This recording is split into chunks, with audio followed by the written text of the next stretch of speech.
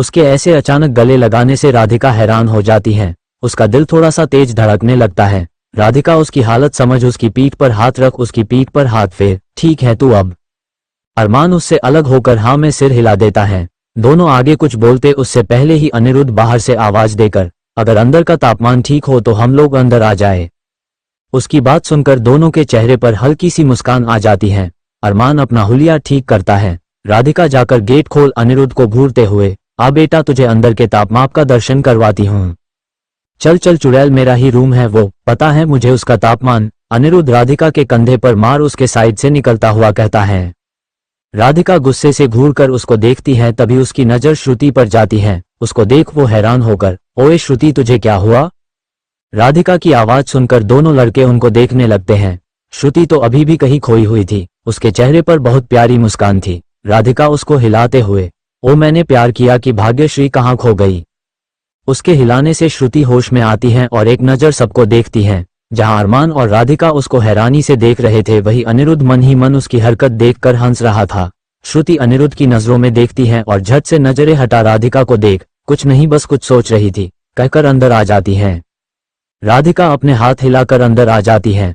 अरमान अनिरुद्ध को घूर रहा था। उसके ऐसे घूरने से अनिरुद्ध उसको देख, क्यों बे अब क्यों घूर रहा है, अभी तो तू गुस्से से भड़क रहा था। अरमान एक घुसा उसकी पीठ पर जमा देता है। उसको ऐसे देख अनिरुद्ध अपनी पीठ सहलाते हुए, आ गया मेरा भाई वापस, अभी तो मुझे लगा पता नहीं कौन सा देवदास आ गया। अरमान घूर कर उसको देखता है तो अनिरुद्ध अपने कंधे मटका देता है। अरमान उसको घूरता हुआ बैठ जाता है। राधिका तब से श्रुति को ही घूर रही थी। राधिका श्रुति को ध्यान से देखते हुए, मुझे ऐसा क्यों लग रहा है कि जिस श्रुति के साथ मैं आई थी ये वो नहीं है। उसकी बात सुनकर श्रुति अटकते हुए, ऐसा कुछ नहीं है, तुझे कुछ गलतफहमी हो रही है। बेटा मैं राधिका हूं, उड़ती चिड़िया के पर गिन लूं तो मुझे चुना लगा रही। राधिका उसको घूरते हुए कहती है। श्रुति बेबसी से अनिरुद्ध की तरफ देखती है तो वो मुस्कुराते हुए नजरें फेर लेता है। श्रुति उसको घूरते हुए राधिका को देख, यार कुछ नहीं हुआ, वो मैं इस अरमान को लेकर परेशान थी, बस वही सोच रही थी। उसकी बात का राधिका को विश्वास तो नहीं होता लेकिन वो हाँ में सिर हिला देती है। अरमान श्रुति को देख, मैं ठीक हूँ श्रुति, सॉरी यार मेरी वजह से तुम लोग भी परेशान हुए।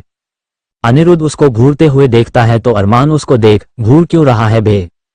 तू बोल ज्यादा रहा है ना, तो सोच रहा हूँ ये चाय तेरे ऊपर फेंकूं या तुझे चाय के ऊपर। अनिरुद्ध चाय की तरफ इशारा करते हुए कहता है। अरमान एक कुशन फेंक कर उसको मारता है। अनिरुद्ध हंसते हुए उसको कैच कर लेता है। सब खुशी खुशी नाश्ता करते हैं। फिर अच्छा सा वक्त बिताकर श्रुति और राधिका अपने घर चले जाते हैं। अरमान अनिरुद्ध के साथ ही रुकने वाला था। अगले दिन से फिर वही कॉलेज का रूटीन शुरू हो जाता है। अरमान अपनी यूपीएससी पर और भी ध्यान दे रहा था। पहले वो राधिका को पाने के लिए ये एग्जाम क्लियर करना चाहता था, लेकिन अब उसे अपनी सो कॉल्ड फैमिली को भी दिखाना था कि वो उसका सपना है ना कि टाइम पास।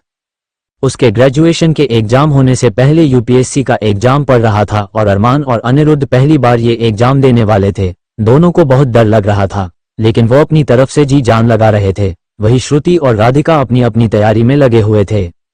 समय बीत रहा था और उसके 7 महीने भी। शिवांग और आरवी की शादी को 7 महीने ही चुके थे और दोनों साथ में खुश थे। अरमान और अनिरुद्ध का कल यूपीएससी का पेपर था और वो दोनों पेपर देने जाने वाले थे। जाने से पहले सबने मिलने का तय किया था और जगह थी अनिरुद्ध का घर। पूरी पलटन वहां इकट्ठा थी। अरमान और अनिरुद्ध अपनी पैकिंग कर चुके थे। राधिका दोनों को देख, तुम दोनों की सारी तैयारी हो गई है ना? हाँ यार तैयारी तो सब हो गई, सिवाय पेपर में क्या लिखना है उसको छोड़कर। अनिरुद्ध अपने नाखून चबाते हुए कहता है। उसकी बात सुनकर राधिका और श्रुति हैरानी से उसको देखती हैं। राधिका उसको ऐसे डरते देख अरमान को देखती है तो वो कॉन्फिडेंस से, मुझे तो कैसे भी करके ये एग्जाम क्लियर करना है। पापा ने मुझे एक भी रुपया देने से मना कर दिया है और कहा है कि जब तक मैं बिजनेस ज्वाइन करने के लिए मान नहीं जाता तब तक मैं उस घर में न आऊं। तो इन शॉर्ट मेरा घर और बाप दोनों ही छीन गए हैं और अब मैं अपनी पसंदीदा चीज पाकर ही रहूंगा। अरमान गहरी नजर राधिका पर डालकर कहता है। उसकी बात सुनकर सब उसको देखने लगते हैं। अनिरुद्ध राधिका को देख, मुझे डर लग रहा यार, राधु कुछ कर। राधिका उसको देखती है, फिर उसके पास आकर उसके कंधे पर हाथ रख, जब तक हम सब साथ हैं हमें कोई नहीं हरा सकता। राधिका अरमान और श्रुति को देख मुस्कुराते हुए, जब तक हम साथ हैं हर मुश्किल पार है। पार कर जिंदगी की हर एक कठिनाई साबित करना है कि जिंदगी अगर इम्तिहान लेती है तो हम उसको पूरा करने के लिए हमेशा तैयार हैं। अरमान और श्रुति उठकर उन दोनों के पास आते हैं और सब एक दूसरे को ग्रुप हग कर लेते हैं। आज सब यही रुकने वाले थे। राधिका और श्रुति अपने पेरेंट्स से पूछ कर आई थी। रात में सब मिलकर साथ में खाना बनाते हैं। जहां अरमान अपने प्यार के एहसासों पर काबू किए सिर्फ राधिका को देख रहा था और दूर से महसूस कर रहा था, वही अनिरुद्ध श्रुति को छेड़ रहा था। जब श्रुति उसको देखती है तो वो बिल्कुल सीधा खड़ा हो जाता है। ऐसे ही हंसते मुस्कुराते वो सब मिलकर खाना बनाते हैं, फिर साथ में बैठकर खाते हैं। राधिका श्रुति को बताकर छत पर आ जाती हैं। वो ऊपर आती हैं तो अरमान को सामने देख हैरान हो जाती हैं। अरमान खुद को बाहों में भरे ऊपर आसमान को निहार रहा था, शायद उन चमकते तारों में किसी को ढूंढ रहा हो। राधिका उसको ऐसे देख उसकी तरफ बढ़ जाती हैं। ऐसी कहानी सुनने के लिए मेरे चैनल को सब्सक्राइब करें, वीडियो को लाइक शेयर एंड सब्सक्राइब करें। आगे और कुछ अच्छी कहानियां आपको सुनने को मिलेगी। आपको जैसी भी कहानी पसंद हो कमेंट करके बताएं।